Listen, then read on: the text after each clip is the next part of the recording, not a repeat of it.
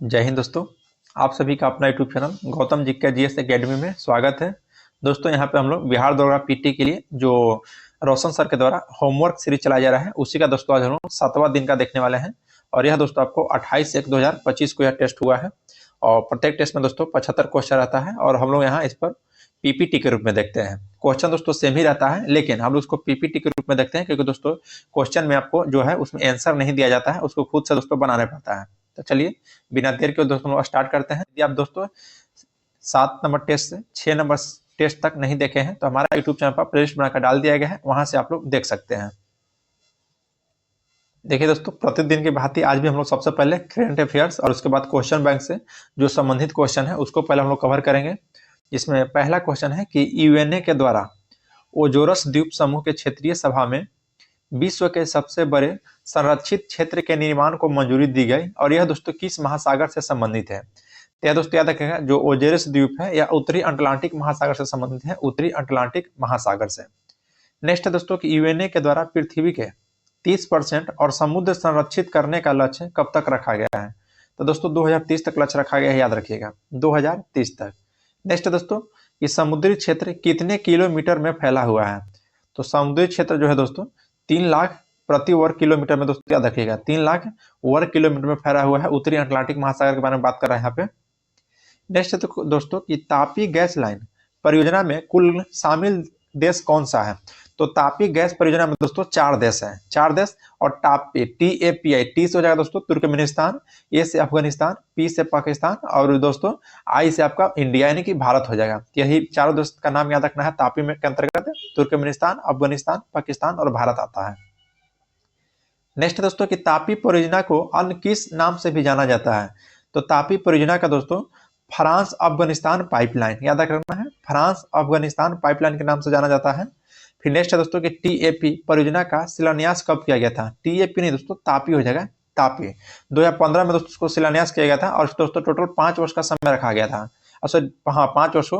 और इसको दोस्तों 2019 में रखा गया था कि 2019 में मतलब पूर्ण हो जाएगा, लेकिन 2019 में पूर्ण नहीं हुआ है, तो इसलिए दोस्तों इसको डेट बढ़ा दिया गया है, इसलिए यहाँ से आपको याद रखना है। नेक्स्ट है कि लेबनान और सीरिया पर हाल ही में हुए हमले में टेक्नोलॉजी का प्रयोग किया गया है। तो दोस्तों पेजर टेक्नोलॉजी का याद रखिएगा, पेजर टेक्नोलॉजी का। नेक्स्ट है कि तुर्की और सीरिया आपदा राहत के लिए भारत सरकार द्वारा कौन सा ऑपरेशन चलाया गया है। तो दोस्तों ऑपरेशन दोस्त चलाया गया है, ऑपरेशन दोस्त। नेक्स्ट है कि 16वें ब्रिक्स सम्मेलन का आयोजन कहाँ किया गया है। तो 16वां ब्रिक्स सम्मेलन का दोस्तों रूस का एक शहर है, जो शहर का नाम है दोस्तों काजान, काजान में हुआ है, याद रखना है 16वां ब्रिक्स सम्मेलन। नेक्स्ट है कि ब्रिक्स में शामिल कुल देशों की वर्तमान संख्या कितनी है। तो टोटल दोस्तों 10 शामिल है, ब्रिक्स में टोटल देश कितना है तो 10 है। नेक्स्ट है कि डेपसांग और डेमचोक स्थल हाल ही में चर्चा में रहा, यह किन देशों के बीच विवादित स्थल है। तो दोस्तों भारत और चीन के बीच है, भारत और चीन के बीच में यह विवादित स्थल है दोस्तों डेपसांग और डेपचोक है। नेक्स्ट क्वेश्चन की ओर बढ़ते हैं। क्वेश्चन है दोस्तों कि पोंगसो झील कहाँ अवस्थित है। तो आपका लद्दाख में है, पोंगसो झील याद रखिएगा, कहाँ में तो लद्दाख में। नेक्स्ट है कि हाल ही में एशियाई विकास बैंक के नए सदस्य के रूप में किसे चुना गया है। तो एशियाई विकास बैंक का दोस्तों सबसे नवीनतम सदस्य अभी इजराइल बना है, इजराइल। नेक्स्ट है दोस्तों कि ADB मतलब एशियाई विकास बैंक की स्थापना कब की गई और इसका हेडक्वार्टर कहाँ है। तो देखिए दोस्तों 1966 में इसको स्थापना किया गया था एशियाई विकास बैंक का, और हेडक्वार्टर यानी कि मुख्यालय दोस्तों पूछेगा तो मनीला में इसका मुख्यालय है, याद रखिएगा मनीला में। नेक्स्ट है कि नाटो में शामिल होने की मांग हाल ही में किस देश ने किया है। तो यूक्रेन के द्वारा दोस्तों हाल ही में नाटो में शामिल होने के लिए बोला गया है कि हम भी शामिल होना चाहते हैं। वो कौन सा देश है तो यूक्रेन। नेक्स्ट है कि नाटो में वर्तमान में शामिल देशों की संख्या कितनी है। तो देखिए दोस्तों वर्तमान में भी 32 देश शामिल है नाटो में, जिसमें दोस्तों 31वां देश आपसे पूछेगा तब फिनलैंड हो जाएगा, और 32वां देश आपसे पूछेगा तो स्वीडन हो जाएगा, याद रखिएगा 32वां कौन तो स्वीडन यानी कि सबसे नवीनतम है। और दोस्तों 8 है कि बांग्लादेश में तख्ता पलट का तत्कालीन कारण क्या था। देखिए दोस्तों बांग्लादेश में जो हाल ही में भी तख्ता पलट हुआ है, सबसे बड़ा तत्कालीन कारण था दोस्तों कि नौकरी में आरक्षण, नौकरी में आरक्षण याद रखिएगा, नौकरी में आरक्षण। और एक और वहां दोस्तों था जो कि बहुत दिन से चल रहा था, कुछ सेंट मार्टिन द्वीप समूह है जो दोस्तों, इसके बारे में भी वहां पे आपका युद्ध का बना था जो कि तख्ता पलट हुआ था, लेकिन मुख्य रूप से तत्कालीन कारण नौकरी का आरक्षण ही था। नेक्स्ट है कि सेंट मार्टिन द्वीप समूह कहाँ अवस्थित है। तो यह दोस्तों बंगाल की खाड़ी में है, याद रखिएगा, इसके लिए भी विवादित रहा है। नेक्स्ट है कि 2024 में महिलाओं पर संयुक्त राष्ट्र कन्वेंशन का उल्लंघन किस देश के द्वारा किया गया है? तो तालिबान के द्वारा। तालिबान के द्वारा याद रखिएगा। अगर दोस्तों ऑप्शन में तालिबान नहीं रहेगा तो आप अफगानिस्तान के साथ जा सकते हैं, अफगानिस्तान के साथ। नेक्स्ट है कि मालाबार युद्ध अभ्यास किन देशों के बीच आयोजित किया जाता है?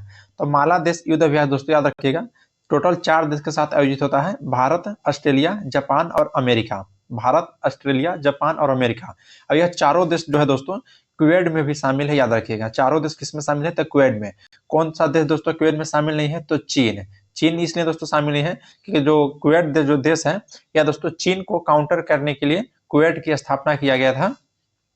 और अभी दोस्तों मालाबार जो युद्ध अभ्यास हुआ है अभी हिंद महासागर में हुआ है, याद रखिएगा, हिंद महासागर में। नेक्स्ट है कि कांग्रेस की कार्य समिति की बैठक में भारत छोड़ो का प्रस्ताव पारित किया गया। इसकी अध्यक्षता दोस्तों किसके द्वारा किया गया है? तो अब्दुल कलाम आजाद। दोस्तों अब्दुल कलाम आजाद हो जाएगा, अब्दुल कलाम आजाद है। और सबसे दोस्तों युवा कांग्रेस का अध्यक्ष रहे थे अब्दुल कलाम आजाद और सबसे अधिक समय तक भी रहे थे।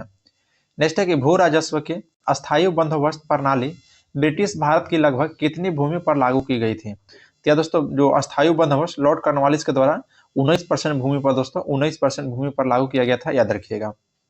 नेक्स्ट है कि ध्वनि तरंग कहाँ गमन करती है? तो नहीं करती है दोस्तों तो निर्वात में। निर्वात में ध्वनि तरंग दोस्तों गमन नहीं करता है, याद रखिएगा। और जो एक प्रकाश तरंग देता है दोस्तों, जो कि प्रकाश तरंग अनुप्रस्थ है और ध्वनि तरंग दोस्तों अनुप्रस्थ और अनुदैर्घ्य दोनों का काम करती है। नेक्स्ट है कि संविधान की उद्देशिका में कितने प्रकार की समानता का उल्लेख किया गया है? तो दोस्तों एक कल भी क्वेश्चन था, कल था दोस्तों न्याय। न्याय टोटल 3 प्रकार का था, सामाजिक, आर्थिक, राजनीतिक। लेकिन दोस्तों आज समानता दिया है तो समानता 2 प्रकार का है। और कौन कौन सा समानता है? तो अवसर की समानता और प्रतिष्ठा की समानता। यहीं पे दोस्तों देता है कि 5 प्रकार की स्वतंत्रता है, 5 प्रकार की स्वतंत्रता। कौन कौन सा दोस्तों? तो विचार, अभिव्यक्ति, विश्वास, धर्म और उपासना। चलिए नेक्स्ट है कि व्यक्तिगत सत्याग्रह सन 1940 में पहले, दूसरे और तीसरे सत्याग्रही क्रमशः कौन थे? तो पहले सत्याग्रही पूछेगा दोस्तों तो विनोबा भावे पंडित थे, और विनोबा भावे। और दूसरे सत्याग्रही दोस्तों पंडित जवाहरलाल नेहरू थे। और तीसरे सत्याग्रही पूछेगा तो ब्रह्मदत्त थे, याद रखिएगा, ब्रह्मदत्त। नेक्स्ट है कि फॉरवर्ड ब्लॉक का अखिल भारतीय किसान सम्मेलन 1940 में कहाँ आयोजित किया गया था? तो दोस्तों नागपुर में आयोजित किया गया है, नागपुर में। और फॉरवर्ड ब्लॉक की दोस्तों स्थापना किसने किया है? तो दोस्तों सुभाष चंद्र बोस के द्वारा, सुभाष चंद्र बोस के द्वारा। नेक्स्ट है कि डलहौजी के द्वारा संपूर्ण पंजाब के विलय की घोषणा कब की गई थी? तो डलहौजी के द्वारा दोस्तों जो संपूर्ण पंजाब का विलय की घोषणा 1849 में दोस्तों गोद नीति के तहत किया गया था, 1849 में गोद नीति के तहत, याद रखिएगा। नेक्स्ट है कि भारत में जौ मंडल आरक्षित क्षेत्र की संख्या कितनी है? और भारत का सबसे बड़ा जौ मंडल आरक्षित क्षेत्र कौन सा है? तो देखिए दोस्तों भारत में टोटल जौ मंडल आरक्षित क्षेत्र 18 है और सबसे बड़ा कहेगा दोस्तों भारत का तो कच्छ का रण है, याद रखिएगा, कच्छ का रण जो कि गुजरात में है। नेक्स्ट है कि जनगणना 2011 के अनुसार सर्वाधिक जनसंख्या घनत्व किस राज्य और किस केंद्र शासित प्रदेश का रहा है? तो देखिए सर्वाधिक जनसंख्या घनत्व दोस्तों 2011 के जनगणना के अनुसार बिहार राज्य का है। और केंद्र शासित प्रदेश यानी कि यूटी के बारे में पूछेगा तो दिल्ली हो जाएगा, दिल्ली, याद रखिएगा। नेक्स्ट है दोस्तों कि तुर्की देश की मुद्रा क्या है? तो तुर्की देश की मुद्रा दोस्तों लीरा है। और तुर्की का राजधानी कहेगा तो अंकारा। और तुर्की का नाम चेंज हो गया दोस्तों तुर्की है, यह यहाँ पर जोड़ देना है, तुर्की हो गया है। चलिए नेक्स्ट बात है दोस्तों। नेक्स्ट है कि प्राकृतिक संसाधन के दोहन से वस्तु का उत्पादन करने वाला क्षेत्र क्या कहलाता है? तो यह दोस्तों प्राथमिक क्षेत्र कहलाता है, प्राथमिक क्षेत्र। नेक्स्ट है कि राज्य विधान परिषद कब भंग होती है? तो राज्य विधान परिषद दोस्तों कभी भंग नहीं होते। क्यों? क्योंकि दोस्तों यह एक अस्थायी सदन है। जिस तरह से राज्यसभा अस्थायी सदन है उसी तरह से दोस्तों राज्य में राज्य विधानसभा अस्थायी सदन है, या दोस्तों कभी भंग नहीं होता, याद रखिएगा। नेक्स्ट है कि प्रकृति की किस झील के तैरते द्वीपों का झील कहा जाता है? तो दोस्तों लोकटक झील हो जाएगा, लोकटक झील नहीं दोस्तों, लोकटक है, लोकटक झील, जो कि दोस्तों मणिपुर में, याद रखिएगा। भारत का एकमात्र दोस्तों झील है जो कि तैरते हुए झील के रूप में जाना जाता है, लोकटक झील, जो कि मणिपुर में है। नेक्स्ट है दोस्तों कि सही सुमिलित करना है। यहाँ पर दोस्तों सही सुमिलित करके लाए हैं। देखिए सोना दोस्तों बिहार के जमुई जिला में पाया जाता है। डोलामाइट दोस्तों बिहार के रोहतास जिला में। फिर यहाँ पर दोस्तों लिथियम है जो कि बिहार के गया जिला में पाया जाता है। और दोस्तों बॉक्साइट जो कि बिहार के दोस्तों मुंगेर जिला में पाया जाता है, याद रखिएगा। नेक्स्ट है कि कबीर दास के द्वारा रचित ग्रंथ बीजक किसके द्वारा किया गया है? तो बीजक दोस्तों धर्मदास के द्वारा, बीजक दोस्तों याद रखना है, धर्मदास के द्वारा किया गया है। और यह कबीर दास के द्वारा दोस्तों रचित ग्रंथ है बीजक, याद रखिएगा। चलिए नेक्स्ट पाते हैं कि प्रोटीन, सेलुलोज और स्टार्च यह किस प्रकार के बहुलक है? तो दोस्तों प्राकृतिक बहुलक का उदाहरण है प्राकृतिक बहुलक का प्रोटीन, सेलुलोज और स्टार्च। नेक्स्ट है कि प्रथम विश्व युद्ध की समाप्ति कब और किस संधि के द्वारा हुआ था। तो दोस्तों देखिए, प्रथम विश्व युद्ध की समाप्ति 1918 में हुआ था और यह संधि दोस्तों वर्साई की संधि जो कि 1919 में हुआ है, उसी के तहत दोस्तों प्रथम विश्व युद्ध की समाप्ति हुआ था। चलिए नेक्स्ट क्वेश्चन की ओर बढ़ते हैं। 28 कह रहा है कि भारतीय संविधान के कौन सा भाग एक कल्याणकारी राज्य की संकल्पना है। देखिए तो भाग 4 दोस्तों, जिसमें डीपीएस यानी कि भारत में डीपीएस पे दोस्तों जो नीति निर्देशक तत्वों को बोला जाता है, ये भाग 4 में इसका उल्लेखित किया गया है, जो कि लोक कल्याणकारी राज्य की स्थापना की बात करता है। नेक्स्ट है कि मॉन्ट्रियल प्रोटोकॉल का संबंध किससे होगा और इसका दोस्तों आयोजन कब किया गया था। तो देखिए मॉन्ट्रियल प्रोटोकॉल का दोस्तों संबंध ओजोन परत से है, ओजोन से, और इसका दोस्तों आयोजन किया गया था 16 सितंबर 1987 को, 16 सितंबर 1987 को। नेक्स्ट दोस्तों कि मानव शरीर में अंतःस्रावी ग्रंथि की संख्या कितनी है। आपको याद रखना है कि मानव शरीर में अंतःस्रावी ग्रंथि की संख्या पूछेगा तो टोटल दोस्तों 9 है। टोटल कितना है तो 9 है, याद रखिएगा। और 9 कौन कौन सा है दोस्तों वो भी आपको यहाँ पर लिख कर लेकर आ गए हैं। और 9 कौन कौन सा है तो देखिए, पहला दोस्तों ऊपर से स्टार्ट कर रहे हैं, हाइपोथैलेमस ग्रंथि, पीनियल ग्रंथि और पिट्यूटरी ग्रंथि। उसके बाद दोस्तों पैराथायराइड ग्रंथि, थायराइड ग्रंथि, थाइमस ग्रंथि, अग्नाशय ग्रंथि और एड्रिनल जनन ग्रंथि, याद रखिएगा। एड्रिनल ग्रंथि और जनन ग्रंथि ये सभी 9 ग्रंथि दोस्तों अंतःस्रावी ग्रंथि का उदाहरण है, याद रखिएगा, अंतःस्रावी ग्रंथि का उदाहरण है। नेक्स्ट है कि संविधान के द्वारा प्रदत्त मूल अधिकार में कौन ऐसा अधिकार है जो कि केवल भारतीयों को प्राप्त है। तो देखिए दोस्तों मूल अधिकार में टोटल अनुच्छेद लेकर 12 से लेकर 35 तक अनुच्छेद की चर्चा की गई है, लेकिन दोस्तों जो अनुच्छेद 15, अनुच्छेद 16, अनुच्छेद 19, अनुच्छेद 29 और अनुच्छेद 30 यह दोस्तों केवल भारतीयों को लागू होता है, केवल भारतीयों के लिए है, यह याद रखिएगा। इस दोस्तों विदेशियों के लिए यह नहीं है। नेक्स्ट पता है कि निम्नलिखित में से कौन सा तल और उसके प्रतीक का जोड़ी सही है। मरकरी का एमआर दोस्तों गलत है, मरकरी का एमआर नहीं होता है। लेड का दोस्तों ये भी गलत है दोस्तों, क्योंकि लेड का पीबी होता है। सिल्वर का एसआई नहीं दोस्तों, ये भी गलत है, एजी होता है। सोडियम का एन, हाँ ये दोस्तों सही है, सोडियम का एन हो जाएगा। नेक्स्ट है, हाँ मरकरी का दोस्तों नहीं बताया, मरकरी का एचजी होता है, एचजी। नेक्स्ट है कि भारत में वन स्थिति रिपोर्ट किस संगठन के द्वारा जारी किया जाता है। तो देखिए दोस्तों यह भारतीय वन संरक्षण विभाग के द्वारा, भारतीय वन संरक्षण विभाग के द्वारा जारी किया जाता है और प्रति 2 वर्ष पर दोस्तों यह जारी होता है। नेक्स्ट है कि फलों को कृत्रिम रूप से पकाने के लिए किसका प्रयोग किया जाता है। तो दोस्तों एसिटिलीन का दोस्तों प्रयोग किया जाता है। नेक्स्ट है कि महाऔषधि में कौन सी संधि है। तो महाऔषधि में दोस्तों स्वर संधि होता है, स्वर संधि। यहाँ पे दोस्तों समाप्त हो गया आपका क्या, तो जो भी करंट अफेयर्स था और दोस्तों संबंधित क्वेश्चन बैंक से क्वेश्चन था उसको हम लोग देख चुके हैं। अब हम लोग दोस्तों यहाँ पे बायोलॉजी, केमिस्ट्री, फिजिक्स, इकोनॉमिक्स जो भी नोट से क्वेश्चन दिया गया उसको आप कवर करेंगे। जिसमें पहला है क्वेश्चन दोस्तों कि ऐसे जीव जिन्हें सामान्यतः खुली आंखों से नहीं देखा जा सकता है, जिन्हें दोस्तों देखने के लिए सूक्ष्मदर्शी की आवश्यकता होती है, उसे दोस्तों हम लोग सूक्ष्म जीव कहते हैं। उसे क्या कहते हैं तो सूक्ष्म जीव। नेक्स्ट है कि तंबाकू में मोजेक बीमारी वायरस के द्वारा होता है, इसका पता सर्वप्रथम किसने लगाया था।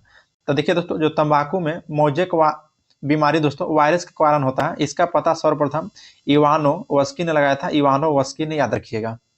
नेक्स्ट है कि निम्नलिखित में कौन वायरस से फैलने वाला बीमारी है जिसकी वाहक मादा एडिज इजिप्टी मच्छर है दोस्तों। तो डेंगू हो जाएगा, डेंगू। वेरी इंपॉर्टेंट क्वेश्चन है, इसको आप लोग याद रखिएगा, कई बार दोस्तों एग्जाम में पूछा हुआ क्वेश्चन है। नेक्स्ट है कि जंतु में होने वाला फुट एंड माउथ रोग किस कारण उत्पन्न होता है। तो दोस्तों कवक के कारण, फुट एंड माउथ रोग कवक के कारण होता है। नेक्स्ट है कि संपूर्ण भारत को पोलियो मुक्त कब घोषित किया गया है। तो दोस्तों 2014 में, संपूर्ण भारत को पोलियो मुक्त 2014 में घोषित किया गया है। नेक्स्ट है कि निम्नलिखित में से कौन विषाणु जनित बीमारी है। खसरा, छोटी माता, चेचक, ये सभी दोस्तों विषाणु जनित ही रोग हैं, सभी हो जाएगा आंसर, सभी है। क्योंकि दोस्तों देखिए छोटी माता जो होता है दोस्तों भेरी सेला वायरस के कारण होता है, और चेचक जो होता है भेरी ओयला वायरस के कारण होता है, तो सभी वायरस का हो जाएगा। नेक्स्ट है कि कुत्ते को काटने से जिस विषाणु के द्वारा घात रोग उत्पन्न होता है वह क्या कहलाता है। तो देखिए दोस्तों रेपोडो वायरस के कारण होता है, रेपोडो वायरस के कारण। नेक्स्ट पाते हैं क्वेश्चन नंबर 43 है कि एवियन इन्फ्लुएंजा यानी कि बर्ड फ्लू विषाणु को किस कोड से निरूपित किया जाता है। तो बर्ड फ्लू को कहेगा दोस्तों तो H5N1 हो जाएगा, H5N1 याद रखिएगा, H5N1 बर्ड फ्लू को हो जाएगा। और स्वाइन फ्लू कहेगा दोस्तों तो आपको कमेंट में बताना है। देखिए दोस्तों आप लोग कमेंट में जरूर बताइए कि स्वाइन फ्लू को क्या होता है, स्वाइन फ्लू को दोस्तों हम लोग किसमें निरूपित करते हैं, ये आपको दोस्तों कमेंट में आंसर देना है। चलिए नेक्स्ट है कि किस सूक्ष्म जीव के द्वारा हेपेटाइटिस बी की बीमारी होती है? तो दोस्तों वायरस के कारण याद रखिएगा। नेक्स्ट है कि निम्न में से किस सेट में सारे विषाणु जनित रोग हैं? देखिए दोस्तों, विषाणु जनित रोग हो जाएगा यहाँ ऑप्शन बी में, देखिए मम्मस, रेबीज और हर्पीज। जिसमें दोस्तों आपको तपेदिक रहेगा वह दोस्तों विषाणु जनित रोग नहीं होगा, याद रखना, वह जीवाणु जनित रोग हो जाएगा। तो ऑप्शन नंबर यहाँ पे बी आपका राइट हो जाएगा। नेक्स्ट है कि एडवर्ड जेनर ने निम्नलिखित में से किसकी खोज की थी? और बैक्टीरिया की, कि वायरस का, कि टीका के, कि एंटीबायोटिक का? तो एडवर्ड जेनर के द्वारा दोस्तों टीका का खोज किया गया था, टीका का। और किसका टीका? तो चेचक का टीका, याद रखिएगा, चेचक का टीका। नेक्स्ट है कि चेचक यानी कि स्मॉल पॉक्स होने के कारण कौन सा वायरस का कारण है? तो दोस्तों वेरियोला हो जाएगा, वेरियोला, याद रखिएगा, क्योंकि अभी थोड़ा देर पहले ही बताया दोस्तों। और वेरिसेला कहेगा तो दोस्तों छोटी माता हो जाएगा। नेक्स्ट है कि पीलिया या हेपेटाइटिस रोग में शरीर के कौन सा अंग प्रभावित होता है? तो लीवर दोस्तों, यानी कि यकृत होता है, यकृत है। नेक्स्ट है कि निम्नलिखित में से कौन सा कथन, निम्नलिखित कथनों पर दोस्तों विचार करना है। इसमें पहला है कि हेपेटाइटिस ए, देखिए दोस्तों ये तो ऐसे ही आ गया है, ऐसे ही इसको काट दीजिए। देखिए पहला कि हेपेटाइटिस ए का संक्रमण रुधिर लार होता है। नहीं दोस्तों, हेपेटाइटिस ए का जो संक्रमण होता है दोस्तों वो भोजन या पानी, यानी कि जल या पानी हो जाएगा। नेक्स्ट दोस्तों हेपेटाइटिस बी का संक्रमण भोजन या पानी। नहीं दोस्तों, हेपेटाइटिस बी का जो संक्रमण होता है वह रुधिर और लार होता है, यानी कि दोस्तों उल्टा दे दिया गया है, यानी कि दोनों कथन गलत है, दोनों कथन गलत है। नेक्स्ट है कि डेंगू बुखार में मानव शरीर में किसकी कमी हो जाती है? तो दोस्तों प्लेटलेट्स की कमी हो जाता है, डेंगू बुखार में प्लेटलेट्स की कमी होता है। नेक्स्ट है कि सर्वप्रथम किसने यह मत व्यक्त किया कि जीवाणुओं से रोग फैलता है? तो रॉबर्ट कोच के द्वारा दोस्तों यह व्यक्त किया गया था कि जीवाणुओं से जो है यह रोग फैलता है। नेक्स्ट है कि रासायनिक अपक्रिया में भाग लेने वाला पदार्थ को क्या कहते हैं? तो अभिकारक है, अभिकारक कहते हैं दोस्तों, याद रखिएगा। रासायनिक अपक्रिया में भाग लेने वाले पदार्थ को अभिकारक कहते हैं। नेक्स्ट दोस्तों कि रासायनिक अपक्रिया के दौरान निम्नलिखित में से परिवर्तन हो सकता है। देखिए रासायनिक अपक्रिया के दौरान दोस्तों रासायनिक परिवर्तन ही होता है, न कि भौतिक परिवर्तन। देखिए गैस का जलना दोस्तों रासायनिक परिवर्तन का उदाहरण है। रंग में परिवर्तन भी दोस्तों रासायनिक परिवर्तन का उदाहरण है। अवस्था में भी परिवर्तन दोस्तों रासायनिक परिवर्तन का उदाहरण है, यानी कि सभी हो जाएगा। ऑप्शन नंबर डी दोस्तों, इनमें से सभी हो जाएगा। नेक्स्ट दोस्तों निम्नलिखित में से किस परिवर्तन में रासायनिक अपक्रिया संपन्न हो रही है? अभी बताएं दोस्तों कि रासायनिक अपक्रिया संपन्न वहां पर होगा जहां पर दोस्तों रासायनिक अपक्रिया होगी। तो देखिए दूध का खट्टा होना दोस्तों कैसा अपक्रिया है? तो रासायनिक अपक्रिया, ये भी सही है। मानव शरीर में भोजन का पचना, ये भी दोस्तों सही है, क्योंकि ये भी दोस्तों रासायनिक परिवर्तन है। फिर दोस्तों जल का उबलना जो है ये आपका भौतिक परिवर्तन है, तो ये आपका दोस्तों नहीं होगा। नेक्स्ट है कि फलों का पकना, ये भी आपका दोस्तों रासायनिक परिवर्तन है। ईंधन का जलना भी दोस्तों रासायनिक परिवर्तन है, तो यहाँ पे ऑप्शन हो जाएगा 1, 2, 4, 5, क्योंकि दोस्तों तीसरा जो है जल का उबलना यह भौतिक परिवर्तन है। नेक्स्ट है कि निम्नलिखित कथनों पर विचार कीजिए। पहला कथन दोस्तों कि रासायनिक अपक्रिया केवल प्रयोगशाला में ही संपन्न कराया जा सकता है। नहीं दोस्तों, गलत है। अभी हम दोस्तों रासायनिक अपक्रिया देखें, जैसे फल का पकना हो गया दोस्तों, भोजन का पचना हो गया। नेक्स्ट है कि मानव शरीर में कोई रासायनिक अपक्रिया नहीं होती। अभी देखें दोस्तों, होता है, भोजन का पचना रासायनिक अपक्रिया है मानव शरीर में। तो दोनों कथन दोस्तों गलत है, दोनों कथन गलत है। नेक्स्ट है कि धातु के ऑक्साइड का विद्युत अपघटन करने पर ऑक्सीजन गैस मुक्त होता है। तो यह दोस्तों एनोड पर मुक्त होता है, एनोड पर। और एनोड दोस्तों, एनोड का जो आवेश कैसा होता है? धन होता है कि ऋण होता है? तो एनोड का दोस्तों पॉजिटिव होता है, यानी कि धन आवेशित होता है। और कैथोड को कहेगा दोस्तों, तो कैथोड का आपका ऋण आवेशित होता है, याद रखिएगा।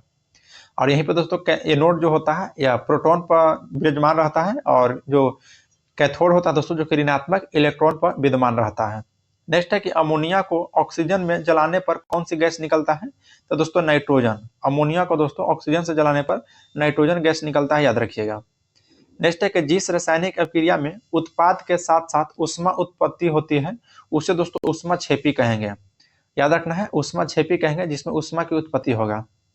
नेक्स्ट है कि जल का विद्युत अपघटन करने पर मुक्त होने वाले हाइड्रोजन और ऑक्सीजन गैसों का मोल अनुपात कितना है? तो दोस्तों जल का कितना होता है? तो H2 होता है दोस्तों, जिसमें हाइड्रोजन 2 है और ऑक्सीजन 1 है दोस्तों, यानी कि 2:1 हो जाएगा, 2:1 है। नेक्स्ट है कि किसी ताजा तेल को बहुत दिन तक सुरक्षित रखने के लिए निम्नलिखित में से किस गैस का उपयोग किया जाता है दोस्तों? तो नाइट्रोजन गैस का, याद रखिएगा, नाइट्रोजन गैस का। नेक्स्ट है कि निम्नलिखित में से किस स्थान पर गुरुत्वीय त्वरण का मान दोस्तों महत्तम होगा? देखिए गुरुत्वीय त्वरण का मान जो महत्तम होगा दोस्तों वह अंटार्कटिका के किसी स्थान पर, यहाँ पर ऑप्शन नंबर 4 आपका राइट हो जाएगा। नेक्स्ट है कि जब किसी वस्तु को विषुवतीय रेखा से ध्रुव की ओर लेके जाया जाता है तो दोस्तों उसका भार का मान जो होता है वो बढ़ता है, उसका भार का मान क्या होता है तो बढ़ता है। नेक्स्ट है कि गुरुत्वाकर्षण नियतांक का मान क्या है। सबसे पहले दोस्तों गुरुत्वाकर्षण नियतांक को बड़ी जी से दोस्तों डिनोट करते हैं और उसका मान पूछेगा बड़ी जी का तो 6.67 इंटू 10 के पावर -11 न्यूटन मीटर स्क्वायर प्रति स्क्वायर हो जाएगा, याद रखिएगा। नेक्स्ट क्वेश्चन की ओर बढ़ते हैं। क्वेश्चन नंबर दोस्तों 64 बोला कि चंद्रमा पर किसी वस्तु का भार पृथ्वी पर उसके भार का लगभग दोस्तों कितना गुना, तो 1/6 होता है दोस्तों, 1/6। नेक्स्ट है कि गुरुत्वीय त्वरण का मान, तो गुरुत्वीय त्वरण का मान दोस्तों आप कथन दिया है, पहला कथन है कि पृथ्वी के पृष्ठ से ऊंचाई का मान बढ़ता है, नहीं दोस्तों गलत है, ऊंचाई का मान दोस्तों बढ़ता जो कह रहा है गलत है। नेक्स्ट है कि ऊंचाई का मान कम होने से कम होता है, ये भी दोस्तों गलत है, कम होने से दोस्तों कम नहीं होता है। नेक्स्ट कह रहा है कि एक स्थान से दूसरे स्थान पर बदलता है और अक्षांश के अनुसार बदलता है। हाँ ये दोस्तों कथन है, बिल्कुल सही है गुरुत्वीय त्वरण के बारे में, तो ऑप्शन हो जाएगा सी, यानी कि आंसर हो जाएगा 3। नेक्स्ट दोस्तों कि लिफ्ट पर एक आदमी खड़ा है, तो लिफ्ट समरूप वेग से ऊपर जा रहा है, तो आदमी का वजन पर क्या होगा दोस्तों, तो उसमें आदमी का जो वजन होगा वह दोस्तों परिवर्तित होगा, याद रखिएगा क्या होगा तो परिवर्तित होगा। नेक्स्ट है कि किसने न्यूटन से पूर्व ही बता दिया था कि सभी वस्तु पृथ्वी की ओर गुरुत्वाकर्षण होता है। तो दोस्तों देखिए ब्रह्मगुप्त जो थे दोस्तों, ब्रह्मगुप्त इसने न्यूटन से पहले ही बताए थे कि सभी वस्तु पृथ्वी की ओर गुरुत्वाकर्षण होती है। नेक्स्ट है कि एक भू उपग्रह अपने कक्ष में निरंतर गति करता है और यह अपकेंद्र बल प्रभाव से होता है, जहां कहां प्राप्त होता है, तो जो दोस्तों पृथ्वी के गुरुत्वाकर्षण से प्राप्त होता है, पृथ्वी के गुरुत्वाकर्षण से। नेक्स्ट है दोस्तों कि किसी तुल्यकारी उपग्रह की पृथ्वी की सतह से ऊंचाई लगभग कितनी होती है, तो 36,000 किलोमीटर होता है, लगभग दोस्तों 36,000 किलोमीटर, याद रखिएगा। नेक्स्ट है कि पृथ्वी तल से किसी न्यूनतम वेग से प्रक्षेपित किए जाने पर कोई रॉकेट पृथ्वी के गुरुत्वाकर्षण को पार करके अंतरिक्ष में चला जाएगा, तो अगर दोस्तों हम 11.2 किलोमीटर प्रति सेकंड से फेंकेंगे तब। नेक्स्ट है कि यदि किसी पिंड को पृथ्वी से 11.2 किलोमीटर प्रति सेकंड के वेग से फेंका जाता है तो पिंड कब लौटेगा, अभी बस दोस्तों कभी नहीं लौटेगा, क्योंकि दोस्तों वह अंतरिक्ष में चला जाएगा। देखिए दोस्तों क्योंकि पृथ्वी का जो पलायन वेग है ना वो है 11.2 किलोमीटर प्रति सेकंड है, याद रखिएगा। नेक्स्ट है कि कैलोरी खपत है आधार पर गरीबी का आकलन किस समिति के द्वारा किया गया है, तो लकड़वाला समिति दोस्तों, लकड़वाला समिति, याद रखिएगा। नेक्स्ट है कि बिटकॉइन किस पद्धति पर आधारित है, जो इसे किसके द्वारा बनाया गया था, तो देखिए दोस्तों जो बिटकॉइन है जो दोस्तों यह ब्लॉकचेन प्रणाली पर आधारित है, ब्लॉकचेन प्रणाली पर, याद रखिएगा। नेक्स्ट है कि रेपो रेट और रिवर्स रेपो रेट किसके द्वारा जारी किया जाता है, तो आरबीआई के द्वारा। रेपो रेट और रिवर्स रेपो रेट दोस्तों आरबीआई के द्वारा जारी किया जाता है। देखिए दोस्तों इस सेट का लास्ट क्वेश्चन है कि वाणिज्य आधारित इंपीरियल बैंक की स्थापना कब किया गया था, तो वर्ष 1921 में। इंपीरियल बैंक को दोस्तों 1921 में 3 bank of Bombay, bank of Madras और बैंक ऑफ कोलकाता को मिलाकर इंपीरियल बैंक बनाया था, और आगे चल के दोस्तों 1955 में यह बैंक दोस्तों एसबीआई के रूप में जाने लगा था, याद रखिएगा। यानी कि इंपीरियल बैंक 1955 में दोस्तों किसमें मर्ज हो गया, तो एसबीआई में मर्ज हो गया था, याद रखिएगा। तो यहाँ से दोस्तों आपका सेट नंबर जो 7 था वो समाप्त हो गया। तो चलिए दोस्तों आज के लिए इतना ही। अगर आप लोग को वीडियो अच्छा लगा होगा तो लाइक जरूर कीजिएगा, और आप हमारा यूट्यूब चैनल पर दोस्तों पहली बार आए हैं तो चैनल को सब्सक्राइब कर लीजिए और बेल आइकन को प्रेस कर लीजिए। मिलते हैं दोस्तों आपसे नेक्स्ट वीडियो में। जय हिंद दोस्तों।